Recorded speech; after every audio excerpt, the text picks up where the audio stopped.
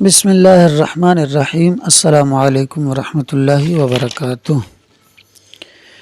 محکم اس کلام کو کہتے ہیں جو قوت اور طاقت میں مفسر سے بڑھ کر ہو، اس طرح کہ اس کے معنی کے الٹ لینا، برعکس لینا بالکل بھی جائز نہ ہو۔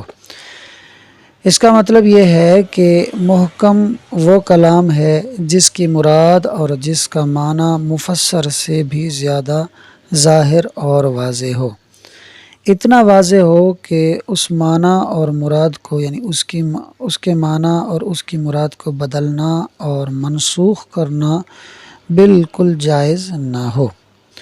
محکم کی مثال میں مصنف نے قرآن کریم کی 2 آیتیں پیش کی ہیں اور دونوں ہی اللہ تعالیٰ کی صفات کو بیان کر رہی ہیں۔ پہلی مثال میں مصنف فرماتے ہیں کہ اللہ تعالیٰ نے قرآن کریم کے اندر فرمایا ان اللہ بکل شیء علیم، بے شک اللہ ہر شے کو جاننے والا ہے۔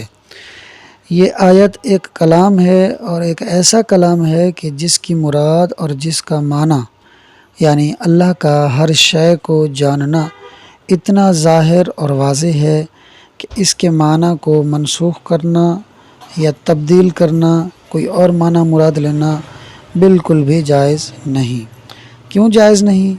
کیونکہ علیم یعنی جاننا یہ اللہ کی صفت ہے۔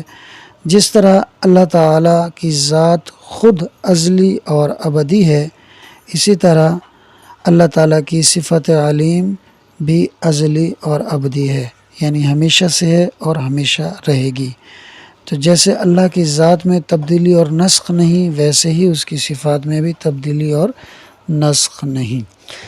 یوں ہی دوسری مثال میں مصنف فرماتے ہیں کہ اللہ تعالیٰ نے قرآن کریم کے اندر فرمایا ان اللہ لا یظلم الناس شیئا، بے شک اللہ لوگوں پر ذرا بھر بھی ظلم نہیں کرتا۔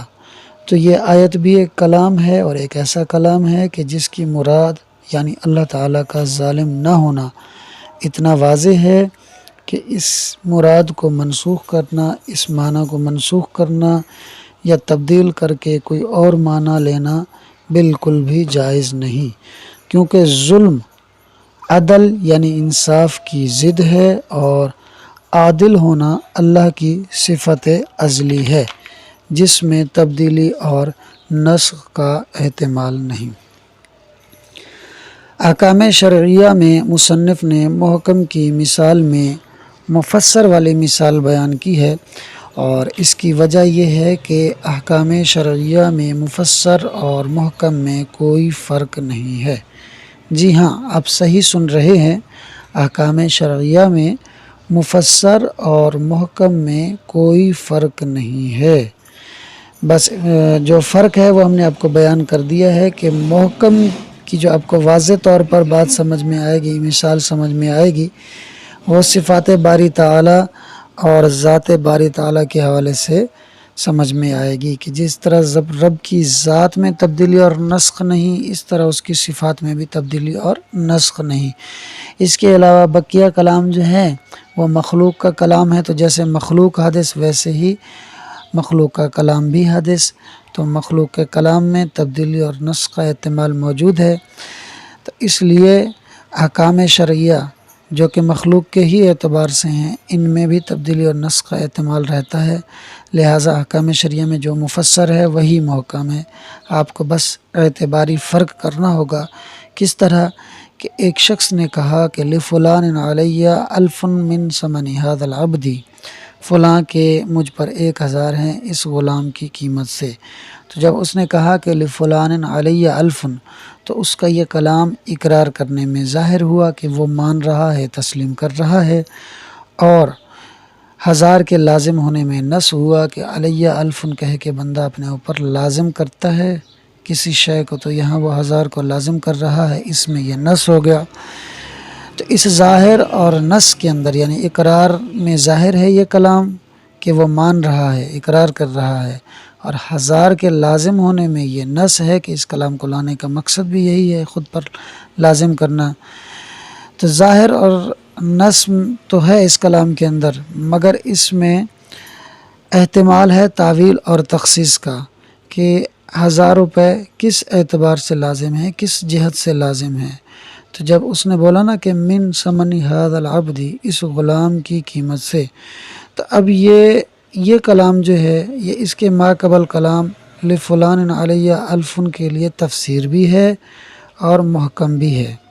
اس کو آپ اس جہت سے دیکھو کہ اس نے تعویل یعنی من ثمن ھذا العبد، اس نے تعویل اور تخصیص کا دروازہ بند کر دیا ہے، تو یہ مفسر ہے۔ اور اگر اس جہت سے دیکھو، اس طرف سے دیکھو کہ اب یہ اپنے کلام کو تبدیل نہیں کر سکتا، منسوخ نہیں کر سکتا، تو اس اعتبار سے یہ محکم ہے۔ بس یہ ایک اعتباری فرق ہے، باقی اس میں کوئی اور فرق نہیں۔ اور مفسر اور محکم کا حکم یہ ہے کہ ان دونوں پر عمل کرنا یقینی طور پر لازم ہے۔ آئیے اب عبارت اور ترجمہ کر لیتے ہیں۔ وَأَمَّا الْمُحْكَمُ، اور بہرحال محکم، فَهُوَ، تو وہ ہے ازدادا، جو بڑھ کر ہو، قوتاً، قوت میں، علی المفسری، مفسر پر۔ تو بہرحال محکم تو وہ کلام ہے کہ جو مفسر پر قوت میں بڑھ کر ہو، بحیث، اس طرح کے، لا یجوز خلافہ، جائز نہ ہو اس کا خلاف کرنا یعنی برعکس کرنا، اصلاً، بالکل بھی۔ کس طرح کہ نہ تبدیل کیا جا سکتا ہو، نہ ہی منسوخ کیا جا سکتا ہو۔ مثال ہو فی الکتاب، اس کی یعنی محکم کی مثال کتاب اللہ میں، ان اللہ بکل شیء علیم، بے شک اللہ ہر شے کو جاننے والا ہے۔ دوسری مثال، وَإِنَّ اللَّهَ لَا يَظْلِمُ النَّاسَ شَيْئًا، بے شک اللہ لوگوں پر ذرا بھر بھی ظلم نہیں کرتا۔ تو یہ دوسری مثال ہے، دونوں کی میں تقریر کر چکا ہوں۔ وفی الحکمیات، اور حکمیات یعنی احکام شرعیہ میں محکم کی مثال، ما، وہ ہے، قلنا فی الاقرار، جو ہم نے اقرار میں بیان کی، یعنی جو مفسر میں اقرار میں ہم نے بیان کی تھی۔ انہو، کہ کوئی شخص کہے، لفلان علیہ الف، فلاں کے مجھ پر 1000 ہیں، من ثمن ھذا العبد، اس غلام کی قیمت سے، فإن ھذا اللفظ، تو اس کا یہ لفظ یعنی علیہ الف من ثمن ھذا العبد، محکم ہے، فی لزومہ، 1000 کے لازم ہونے میں، بدل ہو کر، عوض ہو کر، عنہ، غلام سے، یعنی اس کے پر 1000 روپے لازم ہے غلام کے بدلے میں، غلام کے عوض میں۔ تو اب یہ محکم ہو گیا، اب یہ اس کو بدل نہیں سکتا، یہ نہیں کہہ سکتا کہ میرے اوپر 1000 لازم نہیں ہے، بلکہ اب اس کے اوپر 1000 لازم ہے، غلام کی قیمت کے لازم ہے، جو کہ وہ دے گا، اس کلام کو وہ بدل نہیں سکتا۔ وعلی ھذا نظائرہ، اور اسی طرح یعنی اس پر جو ہم نے آپ کو مثال بیان کی ہے، اس پر محکم کی مزید مثالیں بھی ہیں جو کہ انہوں نے کتاب کے اندر بیان نہیں کی۔ وحکم المفسر والمحکم، اور مفسر اور محکم کا حکم، لزوم العمل بہما، ان دونوں پر عمل کرنا لازم ہے، لا محالۃ، یقینی طور پر۔ ثم لہذہ الاربعۃ، پھر ان 4 کے لیے، یعنی ظاہر، نص، مفسر، محکم، ان 4 کے لیے، اربعۃ اخری، دوسری 4 ہیں، یعنی کلام کی دوسری 4 قسمیں ہیں، تقابلھا، جو ان کی ضد ہیں۔ فضد الظاہری، تو ظاہر کی ضد، الخفی، خفی ہے، وضد النص، اور نص کی ضد، المشکل، مشکل ہے، یعنی المشکل، مشکل ہے، وضد المفسری، اور مفسر کی ضد، المجمل، مجمل ہے، وضد المحکمی، اور محکم کی ضد، المتشابہ، متشابہ ہے۔